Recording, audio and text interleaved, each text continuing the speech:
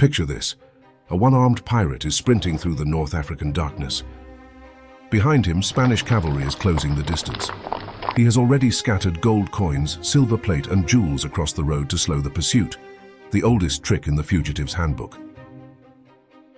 The Spanish commander Diego de Córdoba, Marquess of Comares, a man who earned his titles hunting corsairs, doesn't take the bait. He orders his men to ride over the treasure without stopping. They catch the pirate at a river crossing 23 leagues from Tlemcen, in the mountain range called Messinate. Aruj Barbarossa has already crossed. He is free. He can vanish into the hills, regroup, fight again. But then he turns in the saddle and sees 20 of his Levants, his sailors turned soldiers trapped on the far bank, surrounded by Spanish steel. The one-armed Sultan of Algiers, the man who terrorized every Christian navy in the Mediterranean, with a silver prosthetic limb where his left arm used to be, wheels his horse around. He rides back into the kill zone. Not because he can win, but because he will not let his men die hearing only Spanish voices. A lance punches through his chest. The last Levant falls beside him. The Spanish cut off his head, pack it in a jar of honey and ship it to the King of Spain as proof of the kill. This isn't where the story ends. This is where it truly begins. Because Aruj had a younger brother, and that quiet younger brother was about to become the most dangerous man on water. This is the Battle of Preveza, the story of how a pirate's little brother took 122 ships, faced down 300, and turned the Mediterranean into an Ottoman lake. Before diving into these forgotten stories of survival and suffering, if you enjoy learning about the hidden truths of history, consider hitting that like button and subscribing for more content like this. And please comment below to let me know where you're listening from. I find it incredible that we're exploring these ancient stories together from different parts of the world, connected across time and space by our shared curiosity about the past. The death of Aruj in 1518 should have been the final chapter of the Barbarossa legend. The Spanish had their trophy. The pirate king's head was on display. Algiers was wide open for reconquest. But the Spanish were celebrating the death of the wrong brother. Now let's correct a massive misconception right here. In European history, the Barbarossa brothers are depicted as savage pirates, mindless raiders driven by greed and bloodlust. That is propaganda, pure and simple. The four sons of Jakub, a Turkish cavalry officer turned potter, and Katerina, a Greek Christian widow, grew up on the island of Lesbos hauling clay and selling ceramics from a small trading boat. They became sailors, then merchants, then fighters.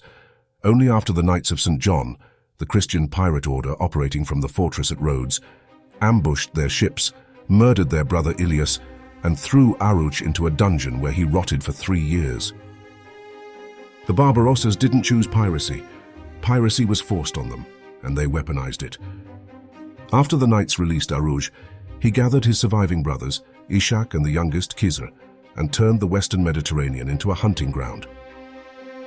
Aruj raided Spanish convoys, burned Genoese trade posts, and personally ferried thousands of Muslim and Jewish refugees fleeing the Spanish Inquisition from Andalusia to North Africa.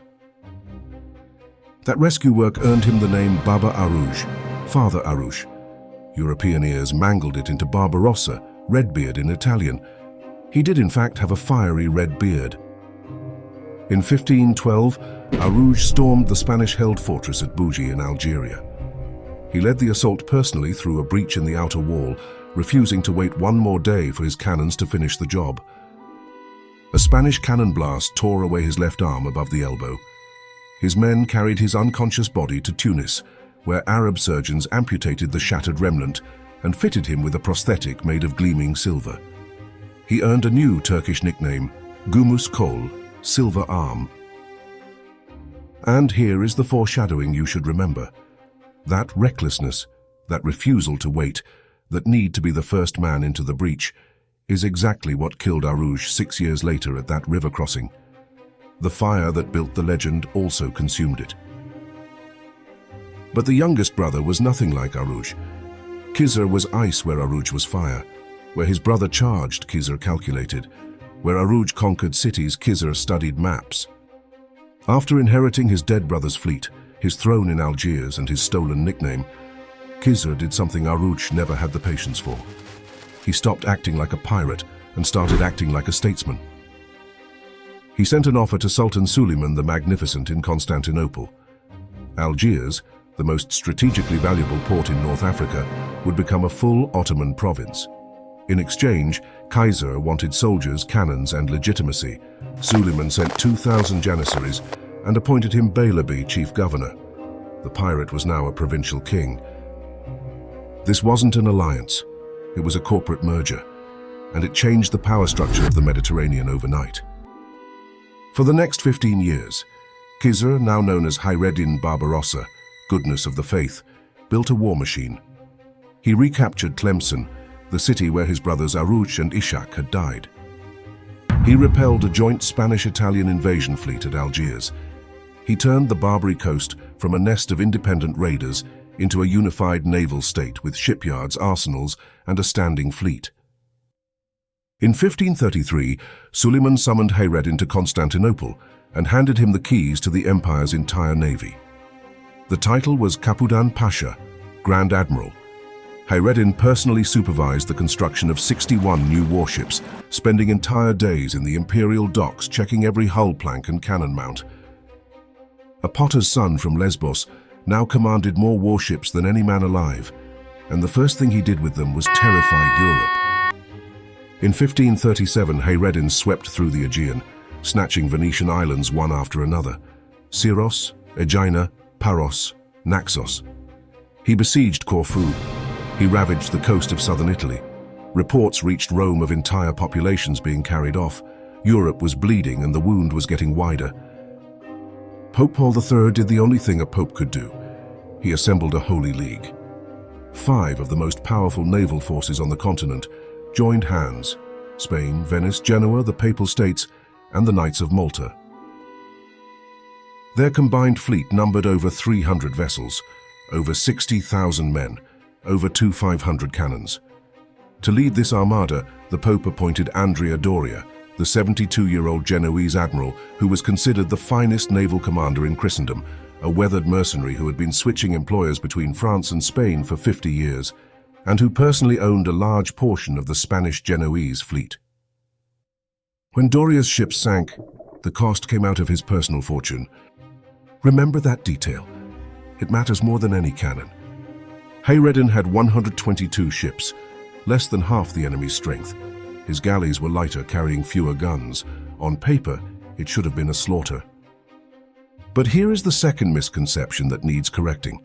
People assume the bigger navy should always win, that bigger ships with more cannons are inherently superior.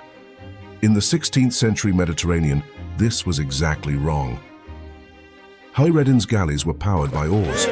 They could sprint, pivot, and attack in any direction regardless of the wind. Doria's massive galleons were powered by sail. In a dead calm, they were floating fortresses with no legs, drifting wherever the current pushed them. Hayreddin's ships were the fighter jets. Doria's were the aircraft carriers, devastating in theory, helpless without air support. And Hayreddin had one more advantage: his captains. Men like Turgut Reis, the corsair they called the Drawn Sword of Islam, a lean, sunburned predator who had been raiding since boyhood, and who commanded his galliot flotillas with the instinct of a wolf pack leader. Men like Sinan Reis, Salih Reis, and Saidi Ali Reis, each commanding a wing of the fleet with an independence that the rigidly hierarchical Christian coalition could never match. This wasn't a pirate rabble. It was the most experienced combat navy on the planet, and it was about to prove it.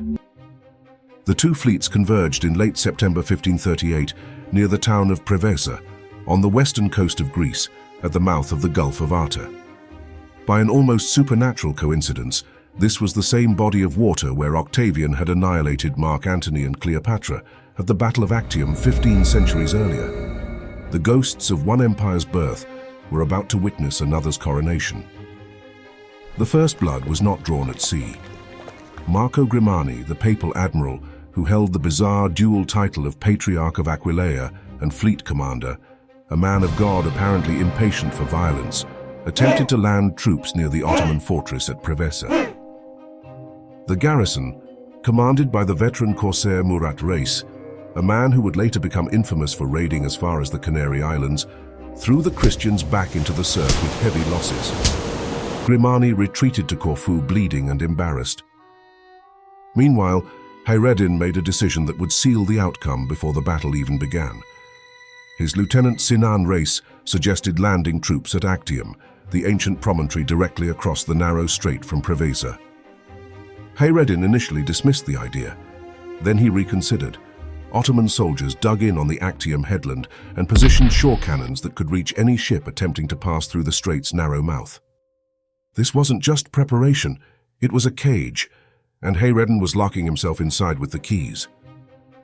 On the night of September 27th, Doria made his move. He ordered the entire Holy League fleet to sail 30 miles south toward the island of Lefkada, hoping to lure Hayreddin out of the protected gulf and into open water where the massive broadsides of the Christian galleons could be unleashed. At dawn on September 28, 1538, Doria looked out from his flagship and expected to see empty water behind him. Instead, he saw the Ottoman fleet coming straight at him at full speed. Hayreddin had burst out of the Gulf of Arta the moment he saw the Christians move. He arranged his 122 ships in a crescent formation, the classic Ottoman battle array. Hayreddin in the center with Sinan Reis and his son Hassan Reis, Saidi Ali Reis commanding the left wing close to shore, Salih Reis on the right, and Turgut Reis commanding 6 fast galleots in the vanguard, racing ahead of the main body like the teeth of an opening jaw. This wasn't a pursuit, it was an ambush launched by the prey. It took Doria 3 full hours to recover from the shock and give the order to form battle line. 3 hours, the most experienced admiral in Christendom paralyzed. And then God sided with the Ottomans. The wind died. A galley powered by rowers moves at roughly 4 knots in calm conditions, roughly the speed of a jogging man. An Ottoman galley could cover the 500 meters of effective cannon range in about 2 minutes, faster than any gun crew could reload. In calm water, the galley was the supreme predator. A galleon with no wind moves at 0 knots. It sits there, it drifts, it waits to die. Doria's heavy sailing ships, the backbone of his firepower, were suddenly paralyzed across miles of flat, glassy sea. The worst victim was the Galleone di Venezia, the pride of the Venetian fleet, the most heavily armed warship in the Mediterranean. She was a floating citadel, her decks bristling with heavy bronze cannons capable of shattering any galley hull at range. Her captain was Alessandro Condalmiero, a Venetian nobleman whose family had fought the Ottomans for generations, a man with salt in his veins and iron in his spine. The Galleone di Venezia was becalmed 4 miles from shore and 10 miles from the nearest friendly ship, alone, motionless, the biggest target in the sea. Hayreddin sent dozens of galleys swarming around her. They didn't charge head-on. That would be suicide against her broadside cannons, each one capable of firing a stone ball that could punch clean through a galley hull at 200 yards, turning the wooden planking into a blizzard of splinters that killed the rowers at their benches. Instead, the Ottoman captains positioned their galleys at the bow and stern, the ship's blind spots, where only a handful of smaller guns could bear. From these angles, they poured in arquebus fire and flaming arrows. Condalmiero fought back like a caged animal. He rotated the great ship on its anchor cable, using the slow swing to bring successive banks of cannons to bear. Every time the heavy guns spoke, the concussion alone was enough to stagger men on the nearest Ottoman galleys.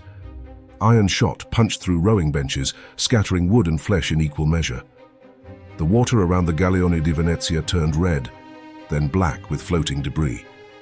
Ottoman galleys that drifted too close were simply obliterated, their lightweight hulls no match for the Venetian ship's heavy artillery at point-blank range.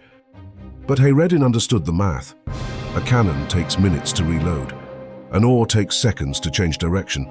For every galley Condalmiero blew apart, 2 more slid into position on the blind spots and resumed firing.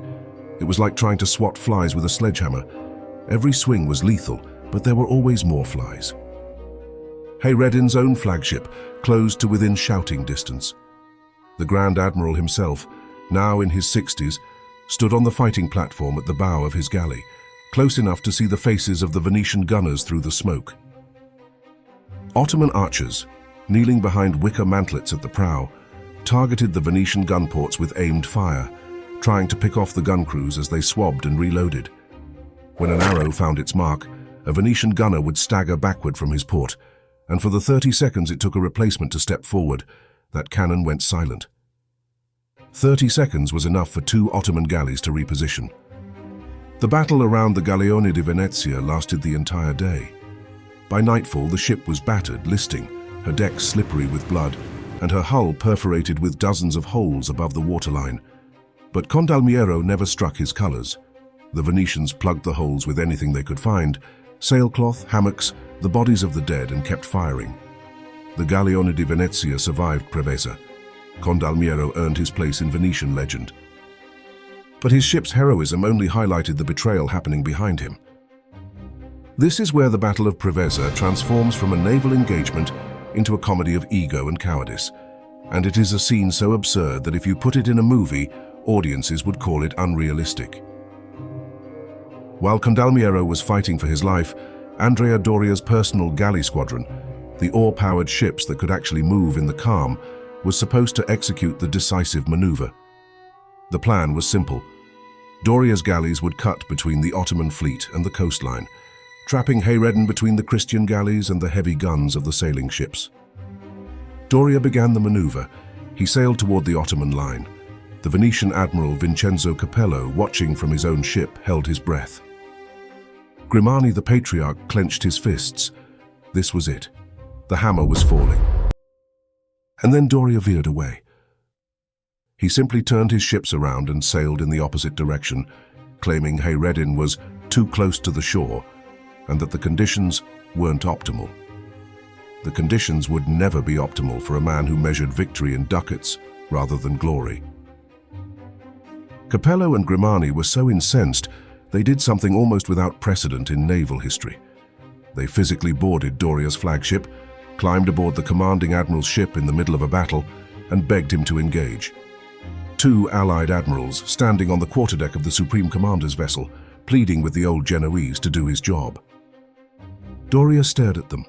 He repeated his feint a second time, sailed toward the Ottomans, turned away again. The sun was setting. The battle was slipping through Christendom's fingers like sand. The Venetians screamed. The papal commanders swore. The Knights of Malta at the right wing watched in disbelief, and Doria sat on his flagship, nursing a fleet that was half his personal property, apparently calculating that a preserved investment was worth more than a destroyed infidel. Night fell, the moment was gone.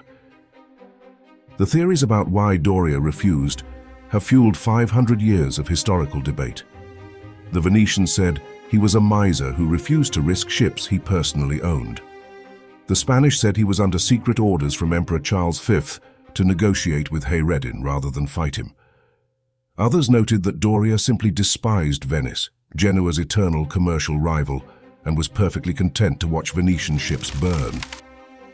The truth was probably all three, and it was a death sentence for everyone else. While Doria choreographed his dance of indecision, Hayreddin's fleet systematically dismantled the Holy League. Ottoman galleys attacked isolated Christian ships using a technique as old as the Mediterranean itself. 3 or 4 galleys would converge on a single target from different angles. The lead galley fired its bow cannon at maximum range, a single heavy stone or iron ball aimed at the enemy waterline. If it hit, the target started taking water. If it missed, it didn't matter, because the other galleys were already closing at ramming speed. The collision itself was devastating. An Ottoman galley at full stroke hit with the force of a battering ram. The bronze-reinforced prow would punch into the enemy hull below the gunwale, and the impact would throw every man on both ships off his feet. Before the defenders could stand, janissaries on the Ottoman fighting platform were already leaping across the gap. These weren't swashbucklers. They were the most disciplined infantry in the world, trained since childhood in the Devshirme system. They wore chainmail or quilted armor under flowing robes, carried curved kili sabers and small round shields, and they boarded in organized pairs, one man cutting high while his partner stabbed low at the legs. Christian Marines, fighting in heavier plate armor that restricted their movement on a tilting, blood-slicked deck, found themselves outmaneuvered in the very quarters where they expected to dominate. A man in 50 pounds of steel plate who slips on a wet deck doesn't get back up before a keelage finds the gap at his neck. One Spanish galleon, under Captain Juan Villegas de Figueroa, repelled multiple boarding attempts. His marines formed a wall of pike and halberd at the rail, thrusting downward at the Ottoman soldiers climbing the hull. But the ship's timbers were being shredded by cannon fire from 3 directions. Below decks, the sea poured through widening cracks. The ship went down fighting, her guns still firing as the waterline crept above the ports. Another vessel, captained by Francisco Sarmiento, used his bow cannon to physically drive back Ottoman galleys, the concussion of each shot snapping oar shafts and hurling rowers from their benches. But for every galley Sarmiento crippled, Hayreddin redirected 2 more. The killing ground was the open water between scattered Christian formations. Ships that lost formation tried to rejoin the fleet and were intercepted by Turgut Reis and his fast galleots. These light craft hunted in packs. They couldn't take a galleon in a fair fight. They didn't need to. They raked the rigging with chain shot, crippled the rudder, then circled until the bigger ship was dead in the water. Then the heavy galleys arrived to finish it. By the time the sun set on September 28, 1538, the math told the story. The Ottomans had sunk 10 Christian ships, burned 3 and captured 36. 3,000 Christians were prisoners. Hayreddin had not lost a single vessel.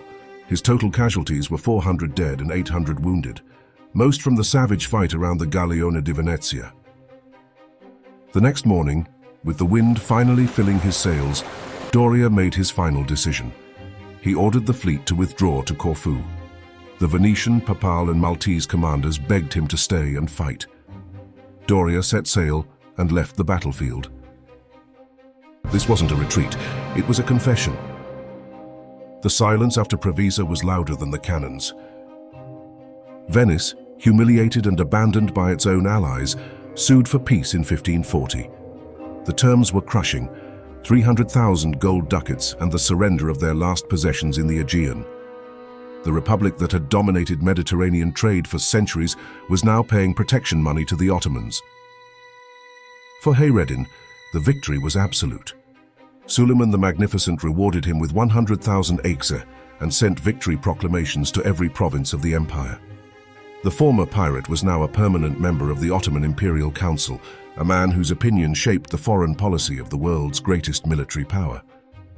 But the moment that defines Hayreddin's story, the scene that captures everything these brothers were, didn't happen at Preveza. It happened years later, in the most unexpected place imaginable. In 1543, King Francis III of France, a Christian monarch, made a deal with the devil. He was so desperate for help against the Habsburgs that he invited the Ottoman navy to winter in the French port of Toulon. The French government actually evacuated its own citizens from the city to make room for Hayreddin's fleet. Ottoman warships flying the crescent flag docked in a French harbor, while the Pope screamed from Rome and the Spanish cursed from Madrid. Hayreddin, now in his mid-60s, walked through the emptied streets of a Christian city that had been handed to him without a shot fired. And according to the accounts, he laughed. Not the cruel laugh of a conqueror, but the bewildered laugh of a man who understood the joke history was playing. His brother Aruj had fought the Spanish for every inch of North African coastline. Aruj had lost his arm, his kingdom, and his life trying to hold a single city against Spanish siege. And now, here was Hayreddin, invited to park his fleet in a European port as an honored guest, simply because he had made himself too dangerous to ignore and too valuable to refuse. This wasn't a victory of arms, it was a victory of strategy, and it was the moment the pirate definitively became the king. Hayreddin Barbarossa retired to Constantinople in 1545. He spent his final months in a seaside palace on the Bosphorus, dictating his memoirs, looking out at the water that had given him everything. In those memoirs, the Ghazavat-i Hayreddin Pasa, he wrote about the death of Aruj. And the detail he recorded is the one that separates this story from every pirate legend ever told. According to Hayreddin, when Aruj crossed that river for the last time and rode back into the Spanish soldiers to die, it wasn't warrior honor or battlefield code. Hayreddin wrote that his brother went back because he could not bear to hear the cries of his men. Not the roar of fighting, the cries. the personal human sound of men he knew calling out in pain. Hayreddin died on July 4, 1546, in his bed, at peace. Mimar Sinan, the greatest architect of the Ottoman age, had built his mausoleum 5 years earlier at the spot in Besiktas, where his fleet had always assembled before sailing to war. A poem inscribed on his statue reads, "Whence on the sea's horizon comes that roar? Can it be Barbarossa now returning from Tunis or Algiers or from the Isles?" For centuries after his death, every Ottoman warship leaving Constantinople fired a cannon salute as it passed his tomb. The Turkish Navy revived the tradition in 2019. They still do it today. Aruj has no tomb. The Spanish took his head. His body was left at a river in Algeria. No monument, no inscription, no cannon salute. Just a story passed down by his youngest brother about a man who went back. We celebrate pirates because they promise freedom from rules. But the Barbarossa brothers proved something harder to accept. Freedom without power is just defiance, and defiance alone gets your head packed in honey. Aruj was the sword. Hayreddin was the sheath. One gave the world the legend, the other gave the legend a throne. The most dangerous thing in history has never been the man willing to die for a cause.